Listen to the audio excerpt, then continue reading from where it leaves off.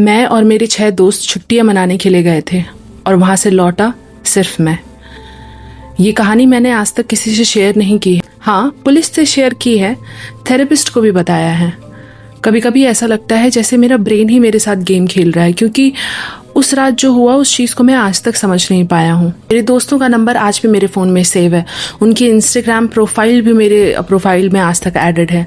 उनकी जो आखिरी फ़ोटो है वो उसी ट्रिप की है। सारे हंसते हुए एक साथ उस ट्रिप को निकले थे और बस आखिरी वही उनकी पिक्चर है मेरे पास। मैं बस इतना होप करता हूँ कि आप मेरे बात पे यकीन करेंगे।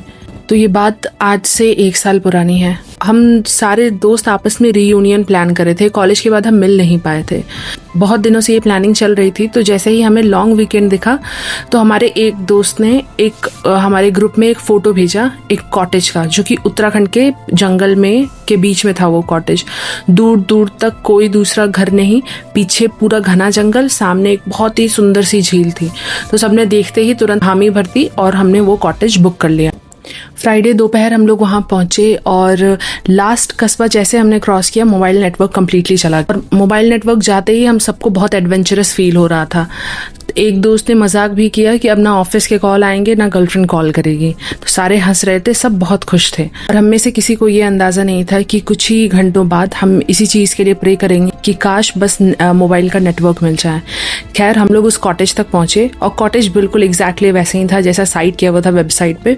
बहुत ही सुंदर, पीछे पूरा घना जंगल, सामने एक बहुत सुंदर सी झील थी और 2 स्टोरी का एक पुराना कॉटेज था। हम लोग शाम तक वहाँ पे पहुँचे। फिर हमने सारा अपना सामान रखा, खाना बनाया, म्यूज़िक चला करके हम लोग वहीं बातचीत कर रहे थे। और बात करते करते अंधेरा सा होने लगा था।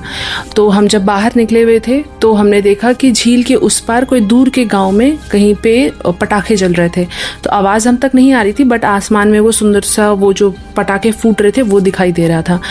तो हमारी दोस्त जो थी रिया, उसे फ़ोटो लेने का बहुत शौक था। तो वो जो है बार बार बाहर निकल के जाती थी फ़ोटो लेने के लिए। उस समय तक सब कुछ नॉर्मल था और एटलीस्ट हमें ऐसा लग रहा था कि सब कुछ नॉर्मल है। फिर सुबह हो गई और हम लोग वही झील के किनारे जा करके हमने खाना बनाया, वहीं गेम खेल रहे थे, खूब सारे फ़ोटो खिंचाए, क्योंकि इतने सालों बाद हम सारे दोस्त मिले थे।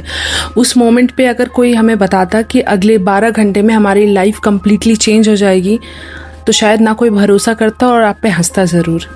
शाम हो गई थी, हम सारे बैठ करके सारे दोस्त ऊनो खेल रहे थे। तो रिया ने बोला कि यहाँ कल सुबह तो हमें निकलना है, निकलने से पहले जो है ना मैं जाती हूँ झील के पास, जो है कुछ और फोटोज़ ले लेती हूँ लास्ट के, क्योंकि अभी लाइट बहुत अच्छी है। तो हम लोगों ने किसी ने ध्यान नहीं दिया, उसके हाथ में कैमरा था, वो निकल गई और हम ऊनो खेलने में लगे हुए थे। हमने वैसे भी ध्यान नहीं दिया। लगभग जब आधा घंटा हो गया तो सडनली मुझे ध्यान आया कि रिया अभी तक आई नहीं है। तो हम लोग जो है बाहर निकले उसे ढूंढने के लिए। जब बाहर निकले हम तो देखा कि वहीं झील के किनारे एक लकड़ी के बेंच पे उसका फ़ोन रखा था और उसका कैमरा अभी भी ओपन था। और जो लास्ट पिक्चर थी ना वो धुंधली सी थी। ऐसा लग रहा था जैसे कि लास्ट पिक्चर लेते टाइम में उसने कुछ ऐसा देखा हो जिससे वो बिल्कुल से हिल गई थी और वो फ़ोटो ब्लर आ गई थी। तो फिर हम लोग सारे अलग अलग जगहों पे घूम करके चिल्ला रहे थे, उसका नाम ले रहे थे। फिर हमें लगा कि शायद वो कहीं जंगल में टहलने चली गई होगी। तो हम सारे दोस्त अलग अलग होकर के डिफरेंट डायरेक्शन में चले गए। उसकी आवाज़ लगा रहे थे उसको कि कहीं भी मिल जाए। और उसे ढूंढते ढूंढते रात के 11 बज गए और अब किसी के चेहरे पे कोई हंसी नहीं थी। सबकी आंखों में डर था कि आखिर रिया गई कहाँ। तभी दीपक ने बोला कि मैं ऐसा करता हूँ, गाड़ी लेकर के हाईवे की तरफ जाता हूँ, आगे बढ़ूंगा तो नेटवर्क आ जाएगा और नेटवर्क आता है तो मैं पुलिस को कॉल करके तुरंत वापस लौटता हूँ। तो सबने इस चीज़ पे हामी भर दी कि हाँ ठीक है, सही कह रहे हो। दीपक के साथ साथ कबीर भी गया उसे वहाँ छोड़ने के लिए। बाकी लोग वापस कॉटेज में लौट आए। दीपक को छोड़ करके कबीर लौट के चला आया और हम लोग सारा गेट वगैरह बंद करके बैठ के इंतजार करने लगे दोनों में से किसी के आने का। तो ऑलमोस्ट 20 मिनट गुजर चुके थे। तो सडनली मीरा ने बोला कि तुम लोगों को बाहर से किसी चीज़ की आवाज़ आ रही है। तो सारे के सारे लोग बिल्कुल चुप हो गए। तो किसी की बाहर चलने की आवाज़ आ रही थी। कबीर सडनली उठा और उस दरवाजे की तरफ बढ़ा और उसने गेट खोल दिया। और जो उसने जैसे गेट खोल के सामने देखा तो उसकी सामने जो है गाड़ी अभी भी वहीं खड़ी थी जिसमें दीपक निकल चुका था। वो गाड़ी वहीं खड़ी थी, ड्राइवर साइड का गेट खुला हुआ था और चाबी नीचे ज़मीन पे गिरी हुई थी, बट दूर दूर तक दीपक कहीं नहीं दिखाई दे रहा था। अब कॉटेज में सिर्फ 4 लोग बचे थे और असली डर अभी शुरू भी नहीं हुआ था। दीपक के जाने के बाद हम सबको ये चीज़ तो समझ में आ गई थी कि जो भी हो रहा है ये नॉर्मल नहीं है। तो कबीर ने तुरंत वो दरवाज़ा बंद किया और पूरे कॉटेज के जितने भी खिड़की दरवाजे थे सब कुछ लॉक कर दिया अंदर से, और जितनी लाइट्स थी सब ऑन कर दिया। और हम लोग चारों लोग इकट्ठा होकर के वहाँ हॉल में बैठ गए, क्योंकि किसी की भी हिम्मत नहीं हो रही थी अकेले एक कदम भी इधर उधर लेने की। ना दीपक की कोई खोज खबर थी, ना रिया की। और ऐसे ही होते होते रात के 2 बज गए और फिर सडनली गेट पे नॉक होने की आवाज़ आई, ठक ठक ठक। हम लोग बिल्कुल शांत हो गए कि इतनी रात में कौन है। उसके बाद एक बार नॉक हुआ, दूसरी बार, फिर लगातार कोई गेट पीटना स्टार्ट कर दिया, और उसके बाद गेट पीटना बंद हुआ और बाहर से एक आवाज़ आई, मीरा दरवाज़ा खोलो। हम लोग बिल्कुल शॉक थे क्योंकि ये रिया की आवाज़ थी। तो मीरा तुरंत उठ के खड़ी हो गई और भागी गेट खोलने। मैंने तुरंत उसका हाथ पकड़ लिया। तो मीरा ने कहा कि क्या कर रहे हो, बाहर रिया है। तो मैंने कहा कि वो रिया की आवाज़ है बट वो रिया है नहीं। तो सारे मेरी शक्ल देखने लगे कि क्या बकवास कर रहा है। तभी फिर से बाहर से आवाज़ आई, मीरा प्लीज़ गेट खोलो, मुझे बहुत चोट लगी है, मुझे अंदर आना है, मैं बहुत ज़्यादा थक चुकी हूँ। तो ये फिर से वापस जाने लगी गेट खोलने के लिए। तो मैंने कहा इतनी सी बात समझो कि अगर कोई इंसान इतने घंटों से जंगल में भटका हुआ हो, उसे अगर चोट आई हुई हो तो उसकी आवाज़ इतनी स्टेबल नहीं होगी, उसकी आवाज़ में घबराहट सुनाई देगी। और इसकी आवाज़ बिल्कुल ऐसी लग रही थी जैसे कोई रिकॉर्डिंग चल रही हो, बिल्कुल स्टेबल, एक ही तरीके से, बहुत ज़्यादा मासूमियत से। और कोई भी इंसान जिसे इतनी चोट लगी होगी वो कभी भी ऐसे बात नहीं करेगा। तो मीरा इस चीज़ में मान गई। रंडी उतनी देर से चुप बैठा हुआ अमन उठा और सीधे पीछे की दरवाजे की तरफ जाने लगा। मैंने चिल्लाया, अमन रुक, कहाँ जा रहा है? तो उसने बोला कि नहीं, मुझे देखना है कि आखिर है क्या। और उसने पीछे का दरवाज़ा खोल दिया और धड़ाम से आवाज़ हुई और अमन गेट के बाहर, और गेट अपने आप बंद हो गया। और वो जो गेट इतनी तेज बंद हुआ कि पूरा का पूरा कॉटेज हिल गया। अमन ने अचानक से दरवाज़ा खोल दिया। मैं पीछे से चिल्ला रहा था दरवाज़ा मत खोल, बट उसने दरवाज़ा खोल दिया। और जैसे उसने दरवाज़ा खोला, अगले ही सेकंड वो दरवाजे के दहलीज के बाहर था और धड़ाम करके गेट बंद हो गया और अमन वहाँ से गायब हो चुका था। और अब घर के बाहर से हमारे 2 दोस्तों की आवाज़ आ रही थी।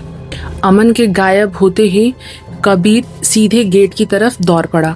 मैं पीछे से चिल्ला रहा था, कबीर मत कर, कहाँ जा रहा है? तब तक में उसने दरवाज़ा खोला और सीधे अंधेरे में दौड़ पड़ा। मैं और मीरा थे बचे हुए, बस हम दोनों भी उसके पीछे पीछे दौड़े। हम गेट तक पहुंचे तो हमें उसके दौड़ने की आवाज़ आ रही थी और तभी हमें मदद की आवाज़ आई, कबीर बचाओ। और हम लोग डर गए बिकॉज वो अमन की आवाज़ थी। कबीर सीधा उस आवाज़ की तरफ दौड़ पड़ा। हमें कुछ देर तक तो आवाज़ सुनाई दे रही थी उसकी दौड़ने की, और सडनली सारी आवाज़ें बंद हो गई। इतना ज़्यादा पिन ड्रॉप साइलेंस था कि हमें अपनी हार्ट बीट भी सुनाई दे रही थी। मैं और मीरा वापस लौट करके अंदर आए और हमने गेट बंद कर लिया। मैंने मीरा से बोला कि अब हमारे लिए सेफ यही होगा कि हम ये सारी खिड़की दरवाजे बंद रखें और सुबह तक बाहर ना निकले। तो मीरा भी तैयार हो गई कि हाँ यही सही है। तो फिर मैंने थोड़ी राहत की सांस ली और अंदर जैसे रूम में आया गेट बंद करके, सडनली मीरा जो है खिड़की की तरफ बढ़ने लगी धीरे धीरे। मैं पीछे से चिल्लाया, मीरा क्या कर रही है, क्यों जा रही है खिड़की की तरफ? तो उसने बस मुझे इतना कहा कि यार मुझे जानना है कि बाहर है क्या। मैं उसके पीछे भागा, तब तक मैं वो खिड़की तक पहुंच चुकी थी और उसने बस खिड़की के सामने से बाहर देखा, खिड़की खोला भी नहीं, बस बाहर देखा। कुछ सेकंड्स, लाइक 2 to 3 सेकंड्स के लिए उसने बस देखा होगा और फिर पलटी और सीधे ज़मीन पे बैठ गई और नीचे बैठ करके वो अपने हाथों को ऐसे देखने लगी। तो मैं भी उसके बगल में बैठ गया। फिर मैंने पूछा, मीरा क्या हुआ? तो वो कुछ जवाब नहीं दे रही थी। मैंने मल्टीपल टाइम पूछा, जब उसने कुछ जवाब नहीं दिया तो मैंने उसका फेस पकड़ के अपनी तरफ घुमाया और जो मैंने देखा, मेरी जान निकल गई बिल्कुल ही। क्योंकि जब उसने मुझे पलट करके देखा तो ये जो आंखें ब्लैक थी और उसके नाक से खून की ड्रिप गिर रही थी और उसे पता भी नहीं था कि ये सारी चीज़ें हो रही हैं। वो मुझे देख रही थी लगातार वैसे ही ब्लैक आंखों से और उसने बिल्कुल फ्लैट आवाज़ में कहा, अब मेरी मदद मत करना, बहुत देर हो चुकी है। उसके अगले 10 सेकंड में मीरा ने जो भी चीज़ें कही उसकी वजह से मैंने पूरी रात एक अलमीरा में बंद होकर के बिताई। उसने मुझे देखकर सिर्फ 3 शब्द कहे, भाग जाओ अभी। मीरा वैसे ही सर नीचे किए बैठी थी। मैंने उसका कंधा पकड़ा और उसे बोला, मीरा हमें कुछ नहीं होगा, हम दोनों यहाँ से बच के वापस निकलेंगे। उसने जब अपनी आंखें उठा के मेरी तरफ देखा तो वो बिल्कुल ब्लैंक थी, जैसे वो मुझे पहचान भी नहीं रही। और सडनली कुछ फ्रैक्शन ऑफ सेकंड के लिए मुझे मेरी दोस्त वापस उस आंख में दिखाई दी और उसने कांपते हाथों से मेरा हाथ पकड़ा और बोली, भाग जाओ यहाँ से अभी। और नेक्स्ट मोमेंट सडनली कॉटेज की पूरी लाइट चली गई और उसके बाद आवाजें आनी स्टार्ट हुई, 1 नहीं 2 नहीं, मल्टीपल। और वो आवाज थी मेरे उन 4 दोस्तों की। कोई हंस रहा था, कोई रो रहा था, कोई बाहर से मुझे आवाज दे रहा था। मेरी डर से हालत खराब थी। मैंने पलट के मीरा की तरफ देखा। अब वो भी मेरी तरफ नहीं देख रही थी, दरवाजे की तरफ फिक्स होकर के देख रही थी और उसका मुंह चल रहा था जैसे किसी से कम्युनिकेट कर रही हो जिसे मैं देख नहीं सकता हूँ।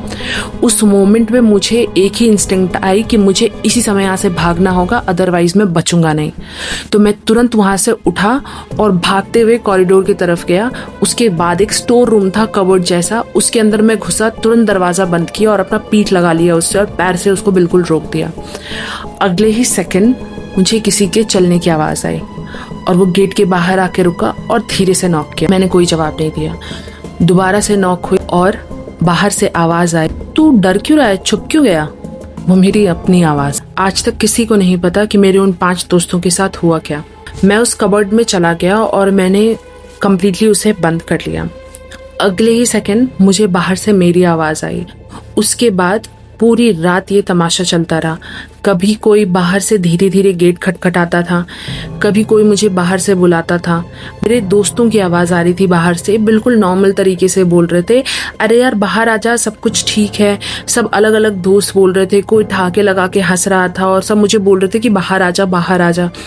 और मुझे जब मेरी खुद की आवाज़ आने लगी ना, तो उसके बाद मैंने अपने कानों को बंद कर लिया और उसके बाद मैं अंदर बैठ गया। मुझे नहीं पता कि मैं कितनी देर तक वहाँ बैठा रहा हूँ और कितनी देर तक मैंने अपने पैरों से दरवाजे को बंद करके रखा हुआ था। बस मुझे इतना पता है कि जब मुझे दरवाजे के नीचे से सूरज की थोड़ी थोड़ी रोशनी दिखाई देने लगी, मैं तब भी बाहर नहीं निकला। ऑलमोस्ट आधा 1 घंटा जब हो गया, तब मैंने खुद को ये चीज़ कही कि अब बाहर निकलते हैं, जो होगा देखा जाएगा। धीरे धीरे करके मैंने दरवाज़ा खोला। बाहर बिल्कुल सन्नाटा था। अंदर कॉटेज में कोई भी नहीं था। ऊनों के जो पत्ते थे वो वैसे ही बिखरे पड़े थे। किचन में जूठे बर्तन आधे वैसे ही रखे हुए थे। जितने भी रूम थे उन सब के दरवाजे खुले हुए थे, बट मेरे उन 5 दोस्तों का कहीं कोई भी नामो निशान नहीं था। मैं तुरंत उस कॉटेज से बाहर भागा। सामने दीपक की गाड़ी खरीदी, वैसे ही गेट खुला हुआ था, चाबी वैसे ही जमीन पे गिरी हुई थी। मैंने तुरंत चाबी उठाई और वहां से निकल पड़ा। ऑलमोस्ट 1 घंटा ड्राइव करने के बाद फाइनली जाकर के मोबाइल नेटवर्क मिला, तो मैंने तुरंत पुलिस को कॉल किया। पुलिस वहां पे आई, पूरा इन्वेस्टिगेशन हुआ। उन्होंने झील देखा, जंगल देखा, आसपास के कई किलोमीटर तक देखा। कोई भी स्ट्रगल के निशान नहीं, कोई भी बॉडी नहीं मिली, कोई भी ब्लड का सैंपल नहीं मिला, कुछ नहीं मिला। मुझसे बहुत दिनों तक पूछताछ हुई इस चीज़ के लिए, क्योंकि उन्हें ये लग रहा था कि मैं अकेले कैसे बच गया हूँ जब मेरे 5 दोस्त गए हुए थे। बट अल्टीमेटली उन्हें भी कुछ नहीं मिला, तो मुझे जाने दिया। ये केस आज भी ओपन है और किसी को नहीं पता कि मेरे दोस्त गए कहाँ। इस चीज़ को 1 साल से भी ऊपर हो चुका है। तो लास्ट वीक मैंने वही कॉटेज की वेबसाइट खोली और वहाँ मैंने एक ऐसी चीज़ नोटिस की जो शायद अगर उस दिन हम में से किसी ने भी देखा होता तो आज मेरे दोस्त मेरे साथ होते। कॉटेज की वेबसाइट पे नीचे इंस्ट्रक्शन लिखी हुई थी, सूरज ढलने के बाद उस झील के किनारे जाना सख्त मना है। अगर अंधेरा होने के बाद तुम्हें किसी की भी आवाज़ आती है, चाहे वो इंसान हो या जानवर, तुम्हारे पहचान का हो या कोई भी, उसे ना जवाब देना है, ना घर से बाहर निकलना है। अंधेरा होने के बाद झील के पास नहीं जाना। अंधेरा होने के बाद अगर आपके साथ कोई भी घटना होती है तो प्रॉपर्टी मैनेजमेंट इस चीज़ के लिए जिम्मेदार नहीं होगा। वो इंस्ट्रक्शन वहीं लिखा था, बट हम में से किसी ने भी इस चीज़ पे ध्यान नहीं दिया। और अगर शायद दिया होता तो मेरे दोस्त आज बचे हुए होते। मुझे आज भी नहीं पता कि आखिर उस दिन हुआ क्या था, कौन सी चीज़ थी जो मेरे दोस्तों को बुला रही थी और कौन सी चीज़ थी जो मेरे आवाज़ में मुझसे बात कर रही थी। बट थोड़ी सी लापरवाही की वजह से मैंने मेरे दोस्तों को खो दिया। So that's it for today's video. ये सीरीज़ का लास्ट एपिसोड था। अगर आपकी अपनी कोई स्टोरी है तो feel free to submit your story on my DM, और आप चाहें तो मुझे मेल भी कर सकते हैं। आपको ईमेल आईडी प्रोफाइल के लिंक में मिल जाएगी। आप एनोनिमस भी रह सकते हो या आपका नाम भी मेंशन किया जा सकता है। So I will see you in my next video. Until next time, bye bye.